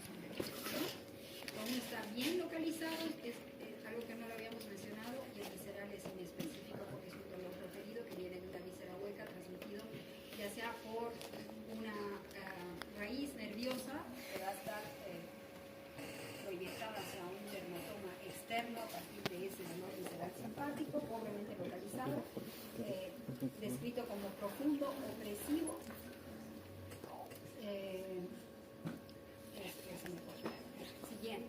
Siguiente, ahí está el gráfico. Siguiente. Ahí está. Las causas de dolor visceral: espasmo, distensión, isquemia, estados inflamatorios crónicos, estímulos químicos permanentes en una apendicitis aguda, por ejemplo. La tracción, torsión, compresión de los mesenterios es una causa de dolor visceral. Es vago, difuso, mal localizado, irradiado, se extiende hacia otras regiones, es recibido en una zona de la superficie del cuerpo alejada, a eso se llama dolor referido, acompañado de ya sea de reacciones reflejas motoras o autónomas. Puede aparecer sin una relación directa con lesiones. Algunas lesiones viscerales pueden no causar dolor, por ejemplo, ¿cuáles son? ¿Qué vísceras no duelen? Los pulmones, por ejemplo, el hígado no duele, ¿verdad? Lo que duele es la cápsula de Gleason. Los pulmones no duelen. ¿Qué duelen? Las pleuras, el roce de las pleuras, la pleuritis, la inflamación de las pleuras. No todas las vísceras son sensibles al dolor, y esa pregunta siempre la hago en el examen y habitualmente genera un dolor. Bueno, entonces aquí es a lo que nos referíamos con la vía visceral verdadera y la vía parietal, dependiendo a las terminales que van a estar relacionadas con ese dolor referido. ¿Qué es el dolor referido? Es el dolor que se experimenta en un lugar alejado. Siguiente, por favor. Una más. Eso. El dolor que se experimenta en un lugar alejado del sitio del daño tisular. ¿Sí? Por ejemplo, un paciente que ha sufrido un infarto agudo del miocardio puede sentir dolor en el brazo izquierdo, en el hombro, en la mandíbula del lado izquierdo. ¿Y cuáles son las explicaciones? Que existe una inervación compartida, ¿sí? Por ejemplo, el corazón y el brazo izquierdo tienen una cierta inervación torácica compartida que hace que esta señal dolorosa y se amplifique hacia la médula espinal. Ahora, vamos a ver la diapositiva de la taxonomía. La taxonomía del dolor. ¿Qué significa taxonomía? Es un sistema de clasificación utilizado por la Organización Mundial de la Salud para la clasificación internacional de enfermedades CIE 11, cuya versión última es la CIE 11, que se ha publicado el año 2019. Esta clasificación en esta clasificación se han introducido nuevos términos taxonómicos que en el pasado no se contemplaban, como son la etiología, mecanismo fisiopatológico y el área anatómica que está afectada, que van a estar relacionadas con las patologías que cursan con dolor crónico. Y divide, como vemos allá, el dolor crónico en 7 grupos.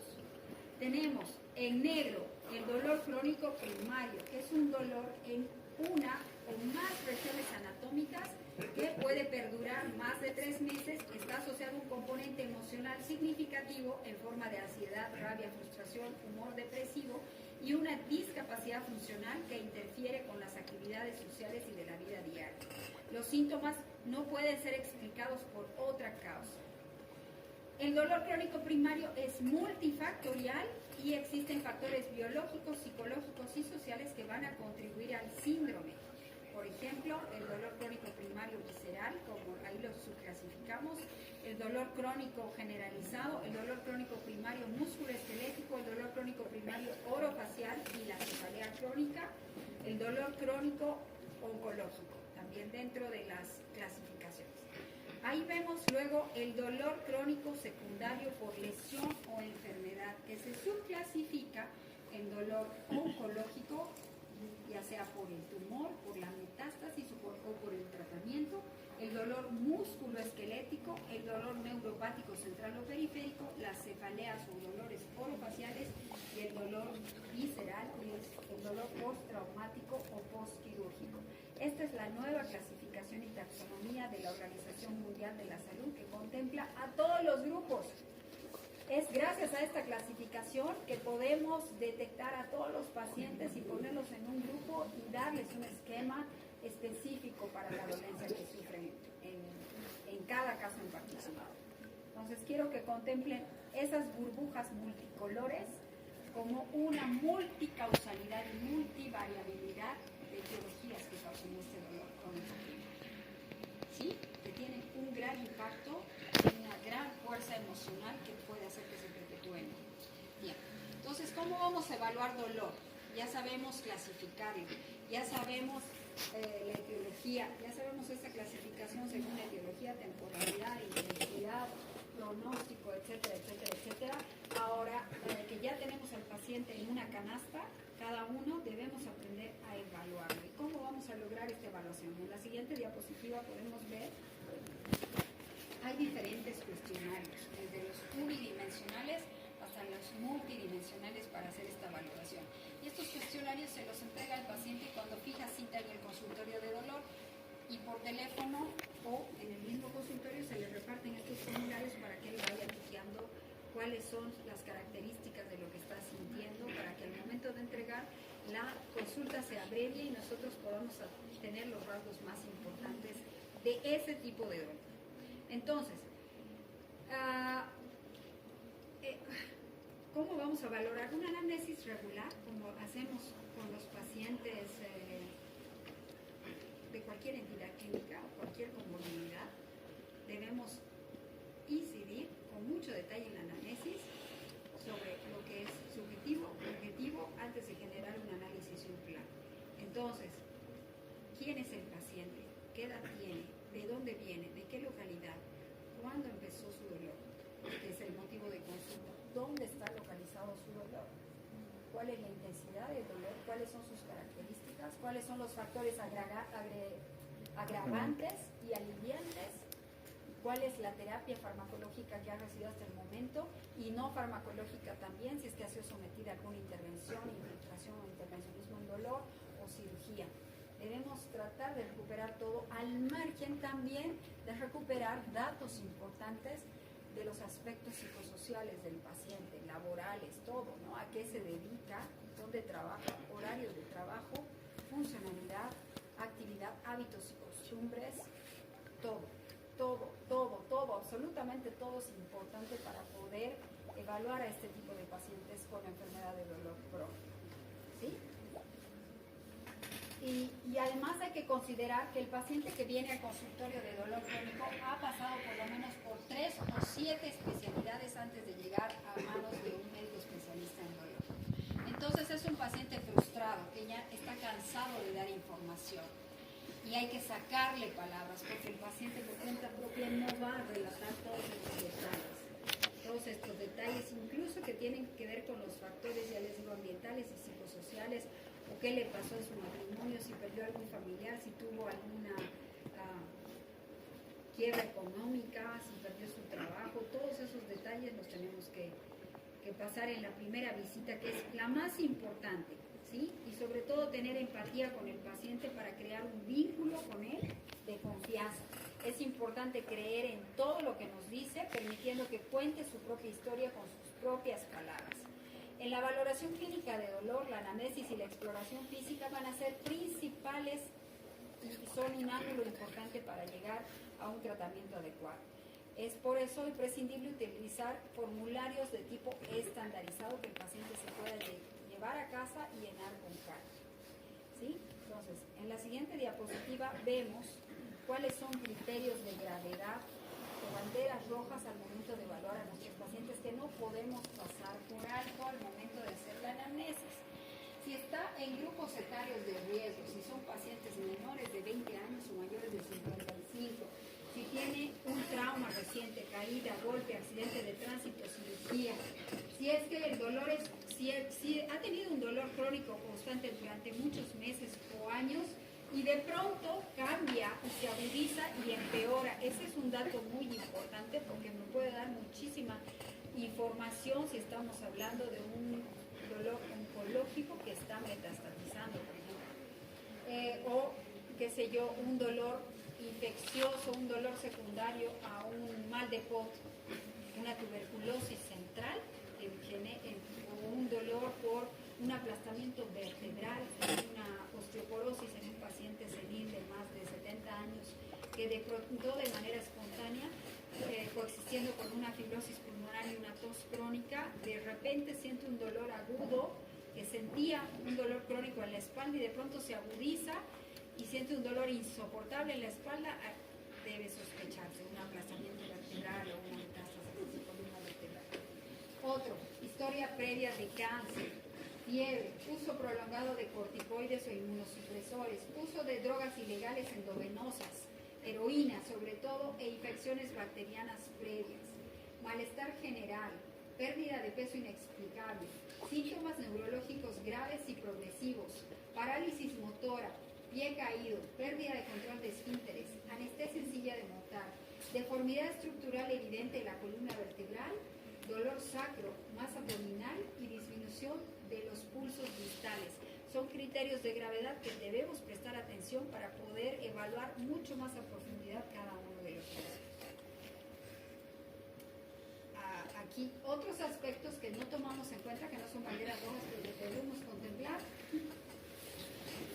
El aspecto psicológico, afectación del sueño, actitud pasiva hacia el tratamiento, es decir, que no tenga una buena adherencia terapéutica, que el paciente tenga un reposo prolongado absoluto y haya pedido bajas médicas consecutivas de su trabajo si está en una etapa laboral de su vida, el estado depresivo, de ansiedad e irritabilidad, episodios previos de dolor, insatisfacción laboral, litigio judicial por una baja médica que está procurando una discapacidad, abusos tóxicos previos, abuso sexual, también es una causa y un origen en muchos casos de dolor crónico primario, si tiene o no tiene soporte familiar y expectativas del paciente frente al tratamiento. Las siguientes son escalas uni y multidimensionales de dolor. Ahí vemos la escala visual analógica o la escala numérica analógica, que es la más utilizada en la práctica clínica. Como vemos, la primera, la escala analógica, solamente muestra una línea recta en la cual los extremos muestran sin dolor y el máximo dolor imaginable, y en el intermedio puede estar coexistiendo el dolor moderado. Tenemos la escala verbal descriptiva simple, que muestra dolor leve, moderado, intenso e insoportable. Tenemos la escala numérica NRS, que nos muestra el dolor en una escala del 0 a los 10 puntos. 0 sin dolor, menos de 4 dolor leve, entre 4 a 7 dolor moderado, entre 7 a 9 dolor intenso y dolor 10 es un dolor excruciante, insoportable, el peor dolor imaginable, el dolor que lo tiene en cama 24/7 durante muchas semanas. ¿Listo? Yo creo que la que más éxito tiene al momento de valorar es esta escala numérica, que es la que ustedes normalmente tienen en el bolsillo al momento de empezar el internado, y si no la tienen que tener, la tienen que imprimir, porque es imprescindible, y hoy por hoy se considera el dolor como un quinto signo vital que debe ser evaluado en la consulta, en la emergencia, donde vayan a abordarlo con su escala de intensidad, que es uno de los parámetros. ¿Sí? Y luego tenemos las escalas simbólicas, como son las caritas de Wong, que se utiliza para niños o con personas con cierto grado de discapacidad mental, que puede ir por colores o puede ir por caritas, carita triste, llorosa, y la carita feliz, y la escala de colores desde el verde hasta el rojo, que es el peor dolor imaginable. Esas son las escalas unidimensionales, así las vamos a conocer. Y luego tenemos, voilà, las multidimensionales, porque abarcan otro tipo de conceptos, ¿sí? Que van más allá. Por ejemplo, el test de Latin para evaluar dolor neuropático evalúa intensidad de dolor, frecuencia de dolor, consumo de analgésicos, grado de incapacidad y horas de sueño, y nos da un puntaje que nos acerca o nos aleja del diagnóstico de dolor neuropático. Luego tenemos otras escalas multidimensionales, como la escala de Lance, que vemos en la siguiente diapositiva, también para valorar dolor neuropático, que además toma en cuenta otro tipo de aspectos que tienen que ver más allá de la terapéutica, la adhesión al tratamiento, el soporte familiar, el componente psicológico emocional. Y tenemos el más sencillo de todos, que es el test DN4 para valorar dolor neuropático, que también califica sensaciones de alodinia, de quemazón, de hormigueo, de descargas eléctricas, tanto a la evaluación, a la pregunta. Yo le pregunto al doctor, al paciente, ¿tiene esto? ¿Tiene esta sensación? ¿Tiene esto? Y el paciente me dice sí, no, sí, no. Y luego viene la evaluación física con agujas y algodoncitos, donde voy testeando diferentes zonas y sí tiene, no tiene, y le voy dando una puntuación, ¿no? Entonces, si me acerco en el puntaje, puedo calificar de dolor neuropático, sí o no. Bueno, pasamos a la siguiente, donde verificamos y constatamos que tanto la historia clínica y el examen clínico son fundamentales para poder detectar el tipo de dolor, son indispensables para decidir si hay la necesidad de realizar otro tipo de pruebas diagnósticas y determinar el valor de los resultados. Entonces, podemos ver que hay una serie de pruebas. Siguiente. Podemos hacer otro tipo de pruebas de dolor para diferentes tipos de dolor, de columna, facetario, dolor articular, dolor muscular, dolor de rodilla. Hay multipruebas para poder realizar en el paciente, tanto el test de examen físico como de pruebas complementarias. Que no es el motivo, porque vamos a llevar capítulo de dolor articular, vamos a revisar dolor gonalgia crónica, omalgia crónica, lumbalgia crónica, como capítulos especiales. ¿Sí? Pero ya ven que hay una serie de test que debemos hacer para poder valorar cada uno de los casos. ¿Qué debemos preguntar en la anamnesis cuando estamos frente al paciente? Preguntas como, ¿cuál es el motivo de consulta, por supuesto? ¿Cuál es la frecuencia del dolor? La cronología, se presenta en la noche, en la mañana, el reposo, el movimiento es continuo, intermitente. El tiempo de aparición y evolución del dolor, ¿hace cuánto se presentó y a raíz de qué? ¿Hubo una causa o no? ¿Y cuánto tiempo lo tiene? ¿3 meses, 6 meses, 1 año, 10 años, 20 años? Es importante. ¿Dónde se localiza exactamente? Y para eso les mostramos un esquema, un mapeo segmentario metamérico de colores, ¿sí? Donde están las raíces cervicales, las raíces de los pares craneales, por supuesto, en el cráneo, en la cara. Tenemos cervicales, dorsales, lumbosacros y sus diferentes correspondencias segmentarias. Entonces, le pasamos al paciente la fotito, ¿dónde le duele? Marque. Con el marcador te dice, ¿no? Le duele aquí, en el centro de la espalda baja, el color verde. ¿Y cuál es la irradiación? ¿A dónde se dirige su dolor?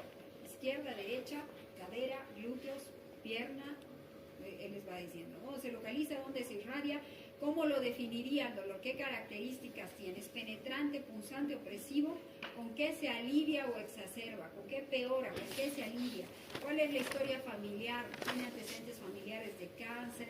¿Hay otros familiares que han pasado por este tipo de dolor? ¿Qué síntomas acompañantes y factores que lo modifican?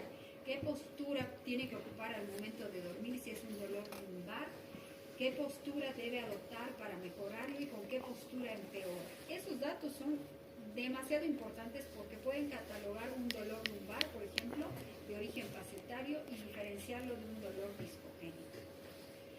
Bueno, como les decía, a partir de pocos años atrás, siguiente, el dolor se cataloga como un quinto signo vital que debe ser evaluado de la misma forma que se evalúa la temperatura, el pulso, la presión arterial, la frecuencia respiratoria, con las diferentes escalas multidimensionales o unidimensionales que les he presentado. ¿Sí? Entonces, es un compromiso personal de que al momento de pasar por la emergencia o las salas generales, ustedes empiecen a elaborar una historia clínica, además de tomar todos los otros signos vitales, demuestren su escala de valoración de puntuación de dolor y clasifiquen y califiquen el dolor por sus características, su radiación, su localización, su intensidad. Siguiente, en la exploración física no nos vamos a quedar, pero hay que seguir todas las pruebas dependiendo del motivo de consulta. Siguiente, ahora sí, la regla mnemotécnica que deben saber de memoria al momento de evaluar cualquier paciente que ingresa por motivo de consulta dolor. Alicia, ¿qué significa Alicia? La A de aparición, ¿cuándo y cómo aparece? ¿A partir de qué? La L de localización, la I de irradiación, la C de las características como describe el paciente su dolor, la I de intensidad y la A de factores aliviantes.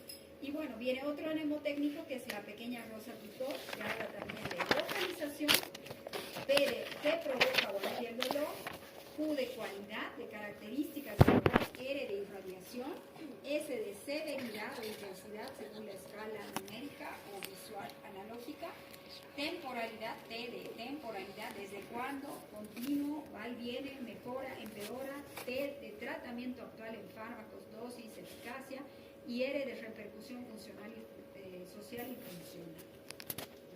Pruebas complementarias, hay demasiadas. En la siguiente diapositiva pues, se puede pedir desde exámenes de laboratorio, exámenes de gabinete, gamografía, tomografía, resonancia, tomografía, electromiografía y test específicos que nos van a valorar la integridad del sistema nervioso, tanto central como periférico, y otros tests psicológicos y psicométricos que nos van a ayudar a ver, a clasificar a los pacientes que están dentro del grupo de dolor crónico primario no simplástico. Terapéutica. ¿Qué le ofrecemos al paciente? Ya lo tenemos clasificado, ya sabemos el origen de su dolor.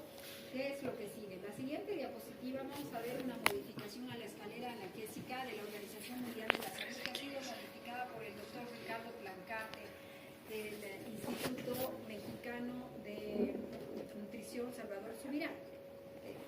Vive todavía afortunadamente y es responsable de la organización de múltiples cursos, diplomados, maestrías y especialidad clínica de dolor oncológico. Bueno, él tiene la inquietud de hacer la modificación a la escalera de la Organización Mundial de la Salud, que originalmente tenía 3 pasos. Dolor leve, escalón 1, dolor moderado 2, dolor severo, escalón 3. ¿Cierto? Y él le hace otras modificaciones más, le pone un escalón cuarto y un escalón quinto. En el escalón cuarto le va a añadir técnicas intervencionistas y en el último escalón, pues, técnicas quirúrgicas que van a estar relacionadas con la intervención. Entonces, el primer escalón que corresponde allá en la tabla, como ven allá, se debería ver el moderado. Esa es la tabla de la escala visual, analógica, numérica, cualitativa de una escala unidimensional. Esa es la regla, ¿cierto? Y aquí podemos ver en la otra el tiempo de evolución.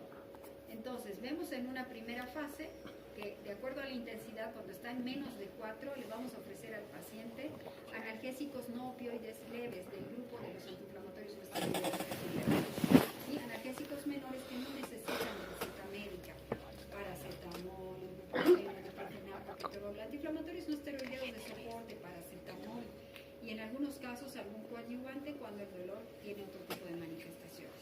En el siguiente escalón, cuando se supera el dolor moderado, vamos a echar mano a los opioides débiles del tipo de la codeína, el tramadol, más analgésicos no opioides, más adyuvantes. ¿Sí? Si el dolor persiste o aumenta de intensidad y torna a cierto nivel de severidad, le vamos a ofrecer al paciente ya no opioides débiles, sino opioides mucho más potentes del grupo de talidapentadol, por ejemplo, la mucinta. Podemos dar metadona, podemos dar ya incluso morfina, buprenorfina, fentanil, otros opioides con mucha mayor potencia, más no opioides adyuvantes, y se pueden hacer ya bloqueos de nervios periféricos o bloqueos centrales para poder, ya aquí ingresa el intervencionismo en dolor y dolor severo. Y vemos que en el cuarto escalón tenemos además los bloqueos intraespinales de nervios y la estimulación eléctrica. ¿Se acuerdan que hablamos que el cuarto componente de la nocicepción, o el tercer componente, perdón, de la nocicepción era la modulación?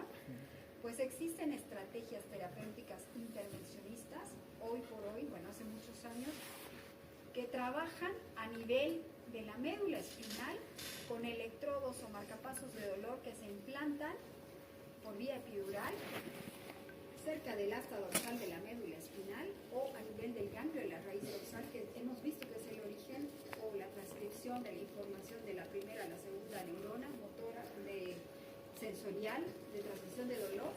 Y es aquí que se implantan unos electrodos. ¿Han visto ustedes el implante de un marcapaso alguna vez? Que tiene electrodos metálicos en la punta y que se ponen a nivel de la ocasión de la vena cava superior hacia las cavidades cardíacas para generar un estímulo que desencadene los pulsos regulares de la función cardíaca normal.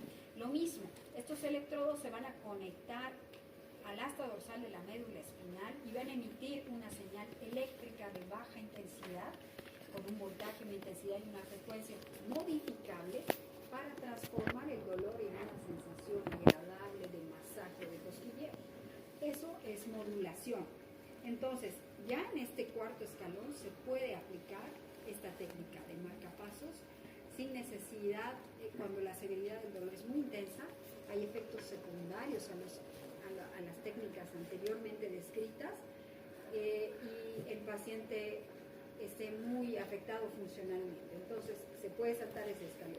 Y tenemos aquí en el último escalón la neurocirugía y los bloqueos neurolíticos con alcohol absoluto y las terapias implantables tipo bombas intratecales, que se ponen unos conductos que se conectan a una bomba electrónica que contiene una cierta cantidad de medicamento que por un sistema tipo software de comunicación remota va administrando pequeñas cantidades de medicamento hacia el espacio intratecal o donde está migrando el líquido cefalorraquídeo. ¿Sí? Entonces, estas pequeñas cantidades de medicamento, el objetivo es una modulación química, inhibir o estimular la inhibición del dolor administrando una pequeña cantidad de medicamento, actuando sobre los receptores de dolor, que ya mencionamos opioides, a nivel de la médula espinal. Entonces, esa es otra estrategia. Y otro concepto que se ha modificado en el tiempo, si pasamos allá, la siguiente diapositiva, lo mismo, ahí vemos algunos ejemplos de medicamentos que también nos hemos mencionado. Y algo interesante es que en la última etapa ya se puede saltar hacia lo que es el ascensor analgésico en la última diapositiva, ¿sí? Que significa que no es necesario pasar por todas las etapas del primer, segundo, tercer, cuarto escalón, tercer escalón para saltar al intervencionismo del dolor, sino que el paciente, de acuerdo a sus características de edad, movilidad, medicación previa, intensidad del dolor y discapacidad, puede apretarse el botón de cuarto o quinto nivel y proceder con otras estrategias mucho más mínimamente invasivas, pero mucho más agresivas, más ni siquiera son agresivas, o sea, son técnicas que van a minimizar el consumo de medicamentos y van a evitar los efectos secundarios de un ascenso, de una titulación larga, sostenida y prolongada de medicamentos, porque el dolor crónico es una enfermedad por sí misma catalogada actualmente que no se va a curar y no se va a resolver con 3 meses de curso de tratamiento farmacológico. Normalmente necesitan un tratamiento multidisciplinario que tiene que ver con fármacos, con intervencionismo, con psicoterapia, con fisioterapia y otro tipo de terapias. Por eso se llama multimodal, para lograr el objetivo de reinsertar a este paciente a la sociedad y a las funciones que cumplía antes de padecer este síntoma, ¿no? Entonces es un trabajo difícil, no son 3 meses, muchas veces son muchos años o toda la vida que coexisten con este problema. Y para cerrar, la diapositiva de cierre es el reconocimiento mundial del tratamiento del dolor como un derecho fundamental de los seres humanos por la Declaración de Montreal, que permite el acceso al manejo del dolor como un derecho humano fundamental. El 11 de octubre del 2004, la Asociación Internacional para el Estudio del Dolor y otras organizaciones como la Organización Mundial de la Salud se reúnen por el Día Mundial contra el Dolor y se declara que el tratamiento del dolor es un derecho humano. Para el año 2010, el Comité Directivo elaboró un proyecto de declaración, que es la Declaración de Montreal, que fue aprobado por el Consejo de la IASP como documento de trabajo para la Cumbre de Dolor. En la cumbre había más de 250 representantes de 84 países. Esta declaración es un paso importante en el tratamiento del manejo inadecuado del dolor en todo el mundo. El objetivo es el acceso libre al tratamiento del dolor como derecho humano fundamental. Bueno, esto ha tenido luces y sombras, porque si bien hoy por hoy se reconoce el dolor como una enfermedad crónica que se trata en la seguridad social como tal, como la hipertensión, como la diabetes, el paciente va cada 2 meses a recoger sus medicamentos analgésicos, antimorales, neuromoduladores, o a ser sometido a una infiltración segunda, tercera, radiofrecuencia. O sea, son pacientes para siempre, ¿no? Son reconocidos, pero al mismo tiempo ha hecho, bueno, las sombras, si quieren hablar de sombras, es que hay mucho paciente que está en un tratamiento continuo crónico de fármacos con efectos secundarios terribles, como son los opioides, ¿no? La crisis de los opioides, que no nos afecta en nuestro entorno aquí en Bolivia, porque el consumo de opioides es mucho más bajo que en cualquier otro país latinoamericano. De hecho, el acceso a morfina para control de dolor oncológico por cáncer es muy difícil, porque hay que pasar por todo un proceso de aprobación en los servicios departamentales de salud y el Ministerio de Salud para hacer un control estricto de estos medicamentos. Es por eso que estos pacientes tienen tan bajo acceso que el sufrimiento, que más del 65% de los pacientes que tienen cáncer y sufren dolor van a tener una cobertura correcta de esta manifestación. Pero en Estados Unidos, por ejemplo, en países del primer mundo, este acceso es libre y el paciente va cada 2 meses a recibir 120 tabletas de tramadol, de codeína, de metadona, y esto se ha convertido en un problema porque estos pacientes coexisten con efectos secundarios terribles y con dependencia psicológica o emocional. Por eso es el temor de este tipo de terapéuticas prolongadas, ¿no? Como el paciente diabético viene por metformina, glutamina, insulina, mensualmente al hospital, este tipo de pacientes vienen por tramadol, vienen por fentanil, vienen por codeína, todo otro tipo de medicamentos que generan una modificación cognitiva central y pueden provocar problemas, ¿sí?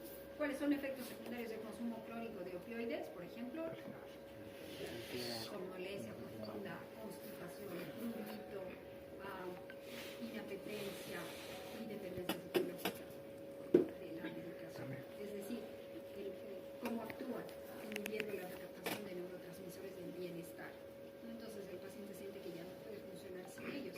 Muchas veces esa dependencia psicológica, más que el dolor, hace que siga una continuidad crónica y ascendente de la titulación de estos medicamentos. Es decir, que se necesite ir subiendo la dosis con el paso del tiempo y modificando hacia opioides mucho más potentes. Bien, creo que con eso hemos cubierto todo. El peor dolor no es el que te mata, sino el que te quita las ganas de vivir. Si han reconocido los diferentes síndromes dolorosos, yo me quedo contenta, porque este estudio del dolor abarca unos 3 tomos de este duelo, con síndromes dolorosos diferentes, centrales y periféricos, y que toma 2 años de residencia de su especialidad una vez que se termina la especialidad de anestesiología, que toma 4 años, ¿no? Después de 4 años debe abocarse un año más a estudiar clínicas de dolor y un año más a intervencionismo con clínicas de dolor